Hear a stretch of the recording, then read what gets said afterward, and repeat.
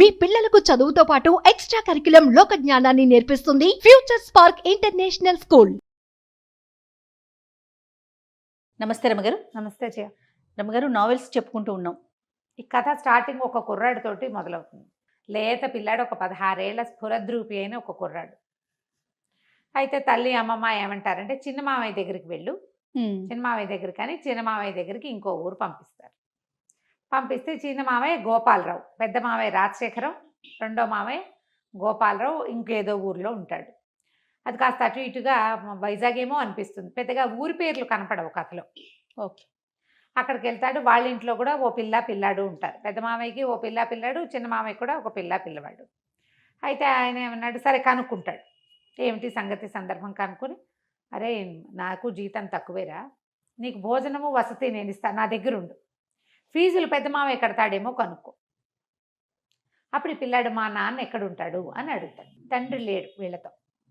అడిగితే ఈయన తను ఏమన్నాడంటే, అక్కడెక్కడో ఫలానా చోట ఉంటాడు, ఎప్పుడో అడ్రస్ ఇచ్చాడని అడ్రస్ తీసి చేతిలో పెడతాడు. ఈ పిల్లాడు ఊరు వెళ్తానని చెప్పి ఇంటికి వెళ్ళకుండా ఆ తండ్రి ఉన్న ఊరికి వెళ్తాడు. ఇవేవో ట్రైన్ ప్రయాణం చేసి వెళ్ళవలసిన ఊళ్ళుగానే కనపడతాయి. అక్కడికి వెళ్ళేసరికల్లా ఇతను ఒక మామూలుగా తదుపరి వాళ్ళ అమ్మ ఎట్లా ఉంది, దైన్యంగా అమ్మ ఇంట్లో కింద ఇల్లు వాడుకుంటారు, పొలం డబ్బులు ఇంటద్ద ఏదో కొద్దిగా వస్తే బిక్కుబిక్కుమంటూ కాలక్షేపం చేసే దౌర్భాగ్యపు స్థితిలో ఉన్నారు వీళ్ళు. పిల్లాడికి పండగకి బట్టలు లేవు, చెప్పులు లేవు, సైకిల్ లేదు, సాగుబాటు లేదు, ఏ సాగుబాటు లేదు. తన తండ్రిని కూడా అలా ఊహిస్తాడు. కానీ ఆయన స్ఫురద్రూపి, ఎత్తైన పచ్చటి గంభీరమైన ఆకారం, చాలా అందమైన వాడు అతను, ఆ పిల్లాడి తండ్రి. పిల్లాడు అందగాడనే చెప్తారు మనకి మొదటి నుంచి. సరే వచ్చేసరికి ఒక 3-4 ఫ్రెండ్స్తో ఉంటాడు ఆయన. ప్రసాదరావు గారిని కలవడానికి వచ్చానని చెప్తాడు. ఏమిటంటే కాలేజీ ఫీజు కోసం వచ్చాడంటారు, అదంటారు, ఇదని మాట్లాడతారు ఫ్రెండ్స్. వాళ్ళందరూ వెళ్ళిపోయాక ఆయన, మీరు నన్ను ఫీజులు కట్టి చదివిస్తారేమోనని అడగటానికి వచ్చానంటాడు. ఆయనవి అందరికీ అన్నే ఫీజులు ఎలా కట్టేస్తాం అని ఒక 5 రూపాయలు 10 రూపాయలు ఇస్తాడు. ఇది తీసుకుని వెళ్ళమని. ఆయనకి తెలియదు. మీ అబ్బాయి అయితే ఇలాగే ఇస్తారా అంటాడు. అలా ఎందుకు ఇస్తాను, ఇంతకీ నువ్వు ఎవరి అబ్బాయి అంటే, నేను కండక్టర్ ప్రసాదరావు గారి అబ్బాయిని అని చెప్తాడు. చెప్పేసి ఆయన నిర్ఘాంతపోతాడు. బాగా పరిశీలనగా చూస్తే తన పోలికలు భార్య పోలికలు కనపడుతుంటాయి పిల్లాడిలో. నిన్నెవరు పంపించారని అడుగుతాడు. మావయ్యే పంపించాడని చెప్తాడు. ఇక ఆ కొడుకుని దగ్గరకు తీసుకుంటాడు. ఆ పిల్లాడిని ఆయన 4 నెలల వయసులో వదిలిపెట్టి వచ్చాడు. సంటి పిల్లాడు, అప్పుడు 4 లేదా 8 నెలలు అంతే వయసు. తర్వాత వాడికి 5 ఏళ్ళప్పుడు తల్లి వాడు ఇద్దరు అన్నవరం బస్సులో ఈయన కనపడ్డారు. అప్పుడు ఈయన కండక్టర్గా ఉన్నాడు ఆ బస్సులో. పిల్లాడు 5 ఏళ్ళప్పుడు. తాతగారు బాగున్నారా అని అడిగితే చచ్చిపోయారని చెప్తాడు పిల్లాడు. పిల్లోడితోనే పిల్లవాడు భార్య పిల్లాడు కనిపిస్తారు. పిల్లాడిని ఒళ్ళో కూర్చోబెట్టుకుంటాడు. అడుగుతాడు, బిస్కెట్ ప్యాకెట్ కొని పెడతాడు. తాతగారు బాగున్నారా, ఇంట్లో అందరు బాగున్నారంటే, తాతగారు చచ్చిపోయారు, చాలా రోజులైంది, ఇంట్లో అందరు చచ్చిపోలేదనే అందరు బాగానే ఉన్నారని చెప్తాడు. మా బావగారు పోయారని తెలుసుకుంటాడు ఆయన. అంతకుమించి వాళ్ళ గురించి అతనికి ఏం తెలియదు.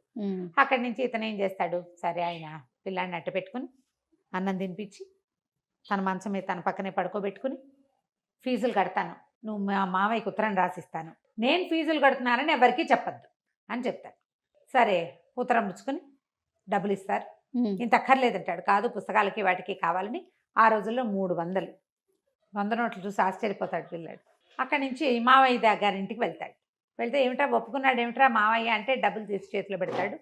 తండ్రి రాసిన ఉత్తరం ఇస్తే ఆశ్చర్యపోతాడు. ఊరిని భలేవాడివిరా, నువ్వు చూసిరమ్మంటే కాల్చి వచ్చావని ఉత్తరం చదువుకుంటాడు. సరే ఇక్కడే ఉండు, డబ్బులు ఫీజులు కడదామని మంచి కాలేజీలో చేర్పిస్తారు. ఏ కాలేజీయో మనకు చెప్పరు, కాలేజీ వ్యవహారాలు ఏముండవు. కాలేజీకే ఉత్తరం రాస్తుంటాడు తండ్రి కొడుకు ఉత్తర ప్రత్యుత్తరాలు నడుస్తాయి. మళ్ళీ ఇంకోసారి తండ్రి దగ్గరికి వెళ్తే ఆయన బట్టలు కుట్టిస్తాడు కొడుక్కి. సరదాగా ఉంటుంది. 16-17 ఏళ్ళ పిల్లాడు పచ్చగా పొడుగ్గా ముచ్చటగా ఉంటాడు. వాడికి మంచి మంచి బట్టలు వేసుకుని చూసుకోవాలని ఉంటుంది తండ్రికి. ఓకే. వీడి ఫీజులు ఎవరు కడుతున్నారు, చిదంబర రహస్యం, ఎవరికి తెలియదు. మావయ్యకి తెలుసు కదా, ఈ మావయ్య కట్టాడు అనుకుంటారు. అయితే వీడు చెప్తాడు, ఎవరికి చెప్పద్దన్నారు మా నాన్న అని. ఉత్తరంలో కూడా అదే ఉంటుంది. అత్తయ్యకి చెప్తాను, ఆమె దగ్గర నుంచి రహస్యం బయటకు వెళ్ళదని, మళ్ళీ గొడవలు వస్తాయి మాకు అని భార్యకి మాత్రం చెప్తాడు. ఆవిడ ఎవ్వరికీ చెప్పదు. ఈ అన్నదమ్ముల మధ్య కూడా అంత విరివైన రాకపోకలు ఉండవు. ఓకే. కథ దాదాపుగా ఒక 6-7 సంవత్సరాల పాటు నడుస్తుందన్నమాట. మధ్యలో పాత కథ రివైవ్ అయ్యి కనపడుతుంది. సరే పిల్లాడు చదువుకోవటం మొదలు పెడతాడు. ఇంటర్మీడియట్ అయిపోతుంది, డిగ్రీలో చేరుస్తాడు. పెద్ద మావయ్యకి ఆశ్చర్యంగా ఉంటుంది. పిల్లాడికి కాన్ఫిడెంట్, అంతకుముందు భయం భయంగా బిక్కుమని పేదరికము, తల్లి తండ్రి లేకపోవటం వల్ల చుట్టుపక్కల వాళ్ళంతా మీ నాన్న వెళ్ళిపోయాడు, మీ అమ్మని వదిలేశాడు లాంటివి విని పిల్లలు చాలా బేలగా ఉంటారు. ఎప్పుడైతే ఈ తండ్రి దగ్గరికి వెళ్ళటము, ఆయన డబ్బు ఇవ్వటము, ఆయన బాగా చూసుకోవటము, ఆయన చాలా మంచివాడని అతనికి తెలియటం, దాంతో ఒక కాన్ఫిడెన్స్ వచ్చేస్తుంది పిల్లాడికి. కాన్ఫిడెన్స్ పెద్ద సౌందర్యం అన్నిటికంటే పెద్దది. అవునండి, అవును. అయితే ఈ పెద్ద మావయ్యకి ఆశ్చర్యంగానే ఉంటుంది. ఇంత డబ్బు గోపి ఎక్కడ ఎలా కడుతున్నాడు తమ్ముడు అర్థం కాదు. మెల్లిగా డెవలప్ అవుతాయి. వీళ్ళింట్లో ఓ పిల్లవాడు ఉన్నారు కదా, పద్మజ, గోపాలరావు కూతురు పేరు పద్మజ, పిల్లాడు ఒక సీను. రాజశేఖరానికేమో ఓ జయ, చంద్రం, ఇద్దరు పిల్లలు. ఆ జయ చాలా అందంగా ఉంటుంది. ఈ పద్మజ కొంచెం సామాన్యంగా మేనత్త పోలికగా ఉంటుంది. దీనికి పూర్వగాథ ఏం చెప్తారంటే, తహసీల్దార్ గారు వెంకటరామయ్య గారు ఏదో ఆయన పేరు, ఆయనకి ఒక కూతురు, ఇద్దరు కొడుకులు. ఆ కూతురు పేరు మధుమతి. వాళ్ళ పక్కింట్లో ఒక ముసలి మామగారు, ఒక కుర్రాడు అద్దెకుంటారు. పిల్లాడు ఏదో డిగ్రీ చదువుకున్నాడు, ఉద్యోగం వేయించమని తహసీల్దార్ గారిని అడుగుతుంది ఆవిడ. వీళ్ళింటికి కొంచెం రాకపోకలు ఉంటాయి. ఆ కుర్రాడు ఆ మధుమతి కొంత ప్రేమలో పడతారు. అబ్బాయి చాలా అందమైన వాడు, ఈ అమ్మాయి కూడా బాగుంటుంది, కానీ అతను ఎక్కువ అందగాడు. ప్రేమలో పడతారు. ఒక 2 సంవత్సరాలు గడిచేసరికల్లా, ఒక సంవత్సరం గడిచింది, ఉద్యోగం స్థిరపడింది అబ్బాయికి. పిల్లకి ఇతని మీద మనసు ఉందని తెలుసుకుని తండ్రి వాళ్ళిద్దరికీ పెళ్లి చేయాలనుకుంటారు. ఆ ముసలి మామగారు కాస్త చనిపోతుంది. చనిపోతే కుర్రాన్ని తెచ్చి తమ ఇంట్లోనే పెట్టుకుంటారు. చక్కగా పెళ్లి చేస్తారు. పెళ్లి చేసి తమ ఇంట్లోనే ఇల్లరికం ఉంచుకుంటారు. ఆ అబ్బాయి ఎంతసేపు బయటికి వెళ్ళిపోదా ఉంటాడు. ఆ అబ్బాయే ఈ ప్రసాదరావు, ఈ పిల్లవాడి తండ్రి. ఆ మధుమతి ఆ పిల్లాడి వాసు తల్లి. మన కుర్రాడి హీరో ఉన్నాడు కదా, వాసు అతని పేరు. అయితే వీళ్ళిద్దరూ కలిసి ఉంటారు. 5 సంవత్సరాలకు కానీ పిల్లలు కలగరు. 5 ఏళ్లకి ఈవిడ ప్రెగ్నెంట్ అయ్యింది. క్రమంగా ఏమైందంటే, ఆ రోజుల్లో ఏదో ఒక సంఘటన జరుగుతుంది. అదేంటంటే, ఆయన ఏదో ఒక జోగయ్యో ఎవడో ఆఫీస్లో ఉన్నటువంటి ఒక ప్యూన్ తాలూకు ఉద్యోగం తీసేసే ఒక ఇది జరుగుతుంది. జరిగితే ఆ జోగయ్యకి ఈ ప్రసాద్కి స్నేహం ఉంటుంది బాగా. ఇతను ఆ కాగితం నేను పెట్టనంటాడు. ఆయన తహసీల్దారు, ఇతను యూడీసీ, ఒక హెక్లార్కో ఏదో అవుతాడు ఇతను. ఆయన ఎంత బాగానో చూసుకుంటారు అల్లుడిని. మంచి బట్టలు కుట్టిస్తారు, ఎంత బాగుంది. ఓసారి ఎట్రా ఇట్రా అని బట్టలు చొక్కా సరిపోయింది లేదో చూస్తారు. పిల్లతో కలిసి సినిమాలకు తిప్పుతారు. నువ్వే మా ఇంటికి పెద్ద కొడుకు అంటారు. ఈ పిల్ల అంటే పంచప్రాణాలు ఆయనకి. ఎందుకంటే 4 పిల్లలు పోయాక అమ్మాయి పుట్టింది. అమ్మాయి తర్వాత 2 తమ్ముళ్ళు బతికారు. దాంతో అమ్మాయి లక్ష్మిగా భావిస్తారు ఆ మధుమతిని. దాంతో పిల్లని బయటికి పంపడం ఇష్టం ఉండదు. ఇబ్బాయి కూడా ఎవరు లేరు కదా, మా అవ్వగారు చనిపోయింది కదా. చచ్చిపోయిన ఆవిడకి ఇంకెవరున్నారు, అతనికి ఎవ్వరు అన్నదమ్ములు లేరు, అక్క చెల్లెలు లేరు, అమ్మ నాన్న లేరు. అందుకని పిల్లాన్ని అట్ట పెట్టుకుంటారు ఇంట్లో. ఈ జోగయ్య వ్యవహారం వచ్చేసరికి జోగయ్య వాళ్ళ ఇంటికి పోక ఉంది. ఆ జోగయ్యకి ఒక అక్కయ్య ఉంటుంది, రాజమ్మ అని. ఆ అమ్మాయి కొంచెం తిరిగిపోతుంది. పుకారు ఏమని పుడుతుందంటే, ఆ రాజమ్మతోటి ఇతనికి సంబంధం ఉంది ఈ ప్రసాద్కి, అందుకనే జోగయ్య ఉద్యోగాన్ని కాపాడారు అని పుట్టింది పుకారు. ఈ చిన్నతనపు ఆడపిల్లలకి అలాంటి వార్తలు ఏమైనా తడితే, ఇతను ఇంత పంచప్రాణాలుగా ఉంటాడు, తనంటే ప్రాణం పెడతాడు అనేది గుర్తురాదు. ఆ అమ్మాయి మీద అనుమానంతో మొగుడిని ఏదో ఒకటి సూటిపోటి మాటలు అంటూ, ఒక తెలియనితనం, ఈ బంధం తెగిపోతుందని అనిపించదు, తెలియనితనమే. ఆ తల్లిదండ్రి కూడా దాన్ని ఎగసంతోస్తాడు. మా పిల్లని ఏడిపిస్తున్నాడు అన్నది తప్ప ఇంకొక ఆలోచన ఉండదు వాళ్ళకి. క్రమంగా ఏమైంది, దీనికి ఒళ్ళు మండిపోతుంది ఈ ప్రసాద్కి.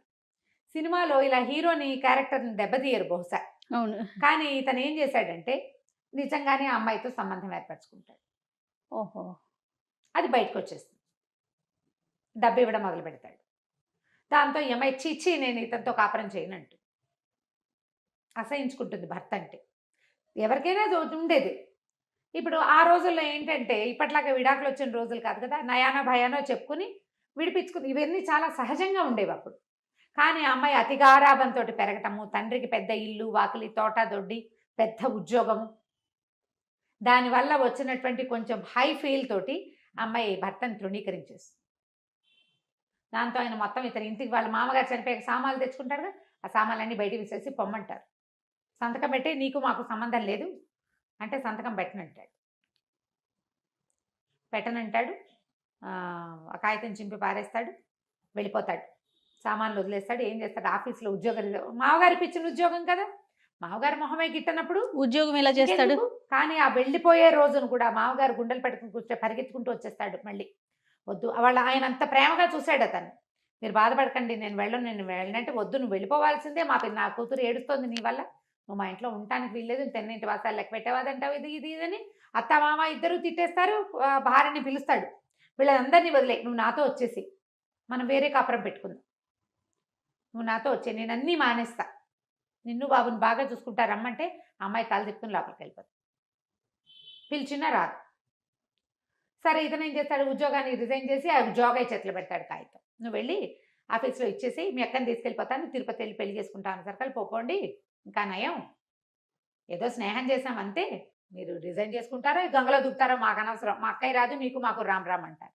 ఒక చిన్న స్నేహం చేసినందుకు ఈ ఫలితం లభించింది అనమాట. దాంతో ఈయన హతాశుడైపోయి ఇతను ఉద్యోగానికి రిజైన్ చేసి పిఎఫ్ వస్తుంది కదా ఆ డబ్బంతా భార్య పేరు మీద రాసేసి వెళ్ళిపోతాడు.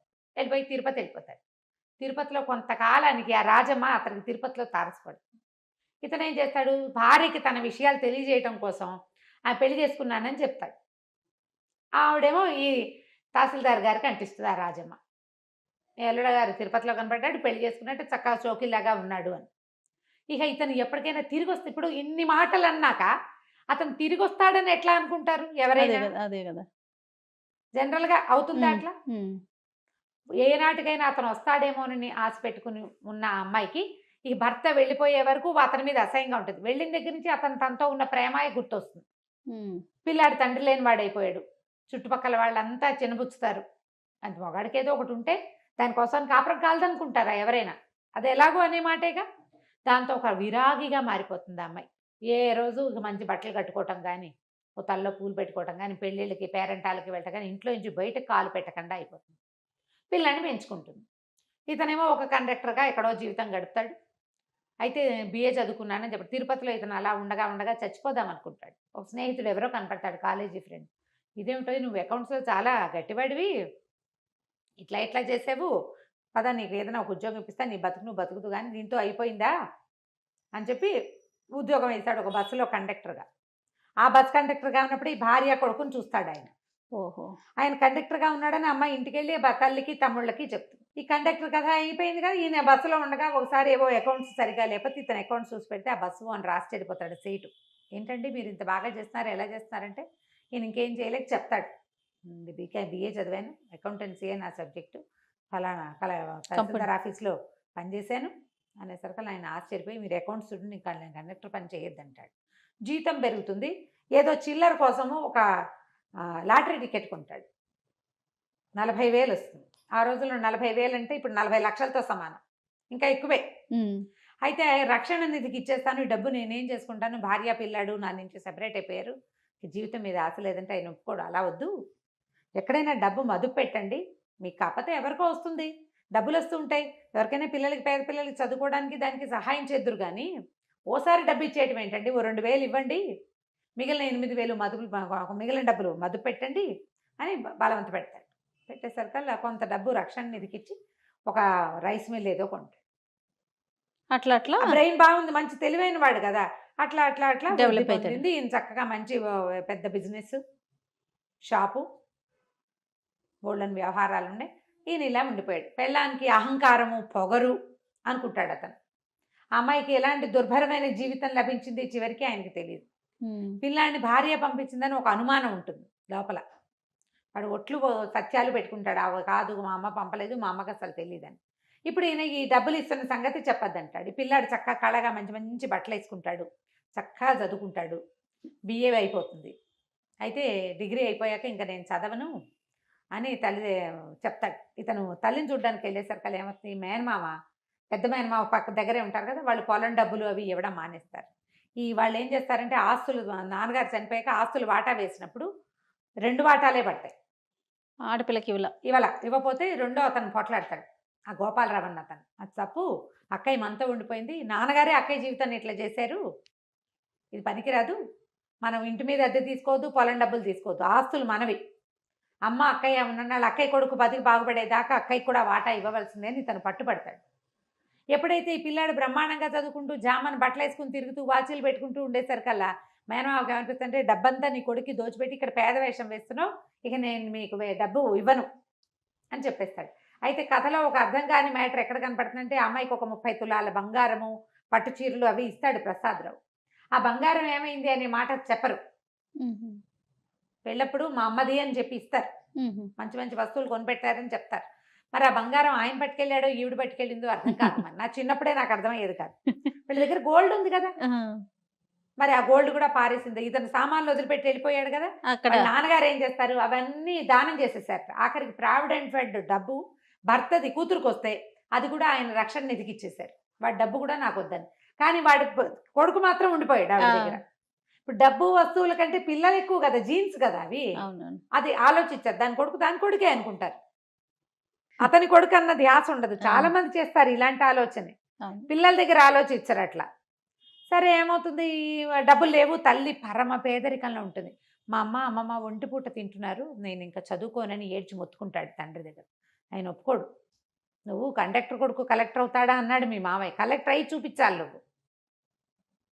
నువ్వు సెటిల్ అవ్వడం కావాలి. నువ్వు కలెక్టర్ అయ్యి భార్య పిల్లలతోటి బాగుంటే చూడాలనుంది నాకు.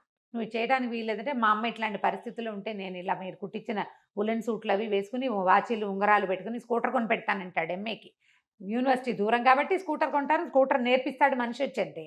ఒప్పుకోడు వీడు పిల్లవాడు. ఒప్పుకోకపోతే అతను ఆయన గట్టిగా బతిమలాడి సరే మీ అమ్మకి నేను ఏర్పాటు చేస్తానని ఓ 10 చీరలు వీడికి బట్టలు కొని వాసుకి, భార్యకు కూడా బోళ్ళని చీరలు నా జాకెట్లు అన్నీ కొనిచ్చేసి నువ్వు పట్టుకెళ్ళు, మీ మామయ్యకి నేను ఉత్తరం రాస్తానని చెప్తాడు. వీరు తండ్రి దగ్గర నుంచి ఇంటికి వెళ్ళేసరికల్లా తల్లి వస్తుందన్న కబురుతో సిద్ధంగా ఉంటుంది. అయితే ఈ గోపాలరావు ఏం చెప్తానంటే, మీ నాన్న నువ్వు ఉంటున్నావు కాబట్టి నాకు డబ్బు ఇస్తూనే ఉన్నాడు, మీ అమ్మని తెచ్చి నా దగ్గర పెట్టుకోమని చెప్తున్నాడు, నేను తీసుకొస్తానులే అని చెప్పి వాళ్ళ అన్నదమ్ములు ఇద్దరు మాట్లాడుకుని ఇక అక్కయ్యని నా దగ్గర ఉంచుకుంటా, తన కొడుకు చదువుకున్నాక వాళ్ళిద్దరు వాళ్ళ దారిని వాళ్ళు వెళ్తారు, అమ్మని నువ్వు అట్టి పెట్టేసుకో, పొలం డబ్బు ఇంటి మీద వచ్చే అద్దె సగం తీసేసుకుందాం అని చెప్పేసి అక్కయ్య నువ్వు నా దగ్గర ఉండు, నీ కొడుకు చదువు పూర్తయ్యేదాకా అని వాళ్ళ అక్కని పిలుచుకుంటాడు. ఏరా అమ్మని నువ్వు అన్నయ్య పంచుకున్నారని బాధపడుతుంది, కానీ మెల్లిగా వీళ్ళ ఇంట్లో ఎక్కష్టం అయిపోతుంది. ఈ కథలో ఒక అంతర్వాహినిగా మనకేం కనపడుతుందంటే, ఈ గోపాలరావు కూతురు పద్మజ ఆ పిల్ల ఈ వాసుకి అట్రాక్ట్ అవుతూ ఉంటుంది, కానీ ఇతనికి అలాంటి భావాలు ఉండవు. వీరికి జయ చాలా అందంగా తెని అనిపిస్తుంది, కానీ అది అక్కడే ఉండదు. అమ్మాయి దానికి వేరే ఫ్రెండ్స్ ఉంటూ ఉంటారు. కథ స్లోగా నడుస్తుంది, చక్కటి సంభాషణ. పుస్తకం దొరికితే మొదలు పెట్టామంటే చివరి దాకా వదలలేం మనం, చకచకా నడిచి వెళ్ళిపోతుంది. నేను ఇంకా స్పీడ్గా కూడా చెప్పేస్తున్నాను. సరే ఎంఏ పూర్తవుతుంది అబ్బాయికి, ఐఏఎస్ సెలెక్షన్ కూడా అయిపోతుంది. ఐఏఎస్ సెలెక్షన్ అవుతుంది. అయిన తర్వాత అప్పుడు పెళ్లి చేసుకోమంటాడు తను. పెళ్లి చేసుకోమంటే నేను పెళ్లి చేసుకోను, మా అమ్మ నాన్న కలిసి ఉండాలని నా కోరిక. అంటే పిచ్చ కింద నీకు, మా జీవితాలు ఎప్పుడో ముక్కలైపోయినాయి, మనసులు ముక్కలైపోయినాయి మావి, మేము కలవం అంటే కాదు, మా అమ్మ ఒప్పుకుంటే మీరు కలిసి ఉంటారా అంటాడు. ఆయన ముందు మీ అమ్మని అడుగు, అప్పుడు చూద్దామండి అనేసరికల్లా సరే ఈ సెలక్షన్స్ అవి ఇతను ట్రైనింగ్కి వెళ్ళే ముందు తల్లిని ఓ రోజు పిలిచి అడుగుతాడు, అమ్మ నాన్నగారు ఎక్కడున్నా ఒకవేళ ఆయన వచ్చి నిన్ను తీసుకెళ్తానంటే ఆయనతో పాటు ఉంటావా నువ్వు అని. ఆవిడ నాకు అంత అదృష్టం ఉందా, నా తెలివి తక్కువతనం, మా తండ్రికి ఉన్న డబ్బు గల వాళ్ళ పిల్ల కాబట్టి ఆవిడ హాయిగా ఉందనుకుంటాడు ఆయన. కానీ తండ్రి చనిపోగానే, తండ్రి ఉద్యోగం పోగానే వాళ్ళకున్న ఆస్తి 3 ముక్కలు అయిపోదు. అంతేగా, పదవిలో ఉన్నప్పుడు పదవిలో లేనప్పుడు అసలు మనిషే లేనప్పుడు తేడా ఉండదు. అవును. అతనికి ఆ సంగతి ఆలోచనకి రాదు, తెలియదు అతనికి. డబ్బులున్న వాళ్ళ పిల్ల, ఆ పిల్లకి డబ్బు వల్ల అహంకారం అనుకుంటాడు, కానీ ఆ ఏజ్కి ఇట్లా పరస్త్రీలతో సంబంధం ఉంది భర్త కంటే దాన్ని ఓర్చుకోలేరనే విషయం ఈయనకు అర్థం కాదు. ఒక చిన్న మేలిగో మొండితనం అతనికి, పెద్దింట్లో పుట్టడం వల్ల నేను అనే ఫీలింగ్ ఆవిడకి, అంతే. సరేనంటూ అనేసరికి సరే ఏమనుకుంటారు, ఈ పెళ్లి సంబంధాలు జయని ఇచ్చి చేస్తామని ఉత్తరం రాస్తారు. వీడికి ఐఏఎస్ సెలక్షన్ వచ్చింది కాబట్టి వాళ్ళని చేసుకోవటం ఏంటమ్మా, జయ ఎవరో జగపతి అని కుర్రాడుతూ తిరుగుతుంది అంటే, ఆ జగపతి ఎవరో దొరలు కొడుతూ పిల్లని తెచ్చుకున్నాడు, అది కాదు నేను చేసుకోనని రాసేసేయమంటాడు. ఈ పద్మజకి ఎన్ని సంబంధాలో చూస్తారు, వచ్చిన ప్రతి సంబంధము తిరగొట్టేస్తుంది ఈ పిల్ల. అయితే చెప్తుంది, నేను బాధ్యతలు బరువుతోటి ఉన్నాను, నువ్వెందుకు చేసుకోలేదంటే, నాకేవో బాధ్యతలు బరువులు భయాలు ఉన్నాయి నాకంటాడు. ఈ అమ్మాయి చెప్తే బాధ్యతలు భయాలు పోయిన తర్వాత నేను ఎవరిని ప్రేమించానో వాడికి చెప్తానంటే వీడికి అర్థమవుతుంది ఈ అమ్మాయి తను ఏం చేస్తుంది అని. అలా ఇంటి ఉద్దేశాలు పెట్టుకోవద్దు, నేను నీ మీద కన్నేసి మీ ఇంట్లో చేరాను అనుకుంటారు, నేను ఎప్పుడు నీతో తప్పుగా ప్రవర్తించలేదు, నాకు అలాంటి ఉద్దేశం కూడా లేదంటాడు. ఏడ్చుకుంటూ వెళ్ళిపోతుంది. ఆ పిల్ల మాత్రం తల్లిదండ్రికి చెప్పదు. వాళ్ళు ఏమనుకుంటారు, పోనీ వీడిని అడుగుదామా అనుకుని కూడా అక్కయ్య బయటపడలేదు, నేను ఎందుకు అడగాలనుకుంటారు.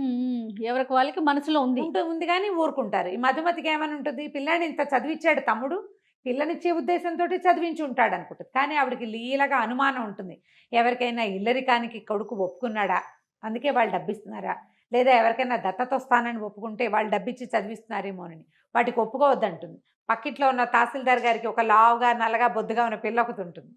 వాళ్ళు ఉద్యోగం వేయిస్తామని మనవరాలను చేసుకోమంటారు. ఈ అమ్మాయి చెప్తుంది, తహసీల్దార్ గారు వీళ్ళ పక్కిల్లే, ఈ పక్కింట్లో అద్దెకుంటే కదా నా భర్తకు ఉద్యోగం వేయించి నేను ఇంట్లోకి తీసుకొచ్చుకున్నాను, నా పిల్లాడు ఇల్లరికం వెళ్ళకూడదు.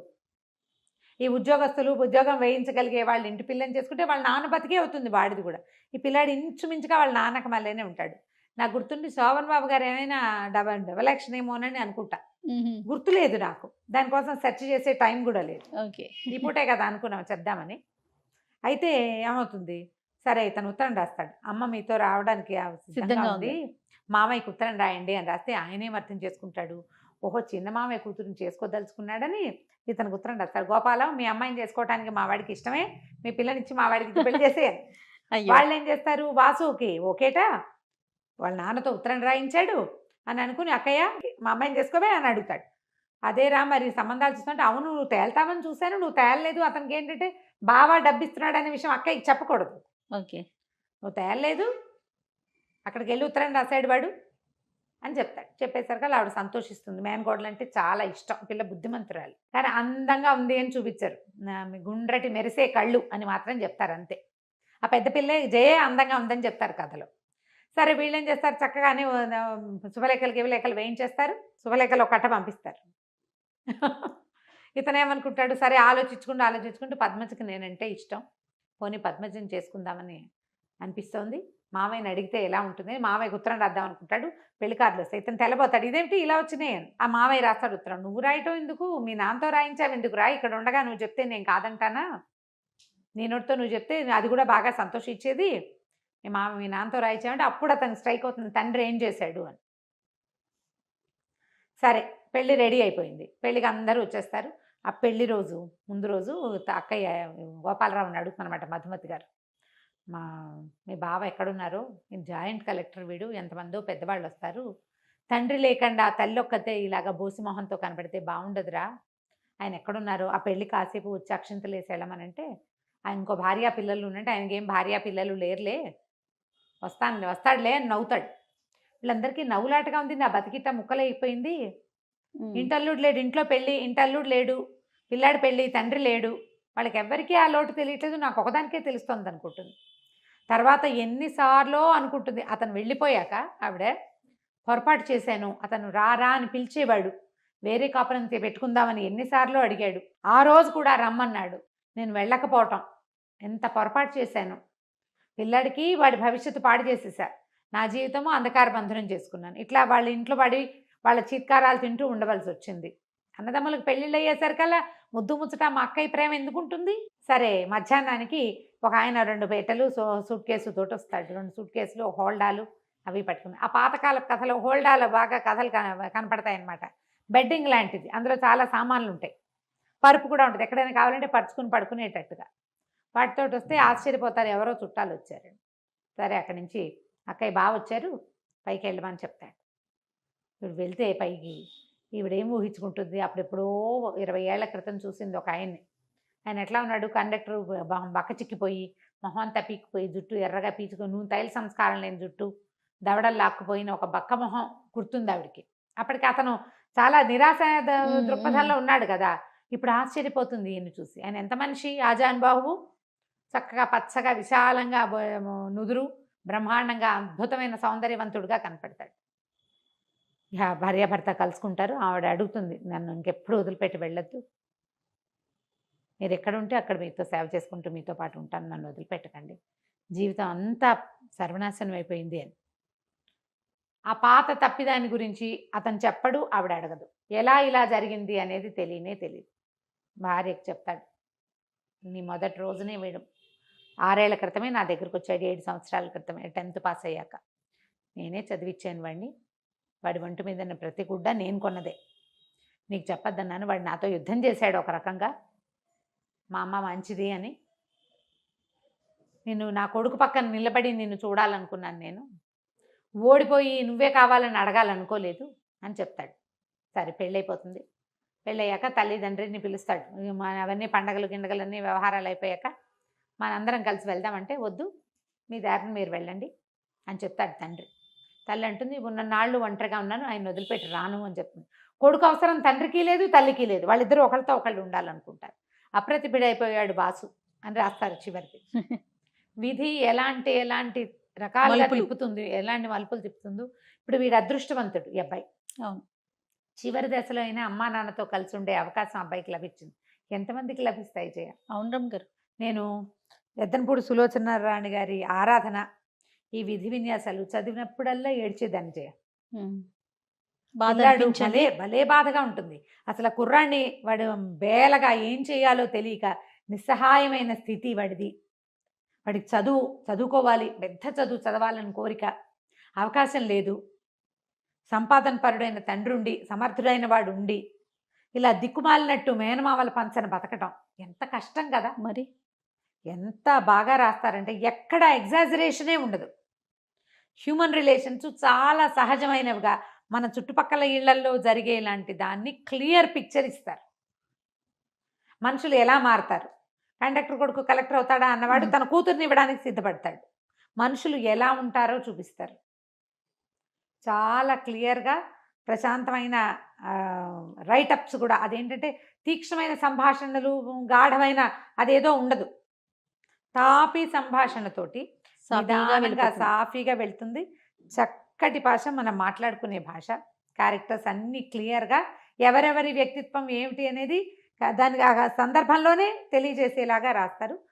దొరికితే పుస్తకం దొరుకుతుంది ఖచ్చితంగా. ఇప్పుడు అన్ని బుక్ షాప్స్లో ఉండేందుకే అవకాశం ఉంది. కావిల్పాటి విజయలక్ష్మి గారి విధి విన్యాసాలు. ఒకవేళ మీకు సినిమా కనుక దొరికితే తహసీల్దార్ గారు అమ్మాయి సినిమా కూడా చూడండి. ఆ వీణపాట ఏమిటో గుర్తు రావట్లేదు, మీలో ఎవరికైనా గుర్తుంటే కింద కామెంట్ పెట్టండి. తప్పకుండా. నమస్తే రమ్య గారు. నమస్తే. సుమన్ టీవీలో మీ పర్సనల్ అండ్ బిజినెస్ ప్రమోషన్స్ కోసం కింది నెంబర్కి కాంటాక్ట్ చేయండి.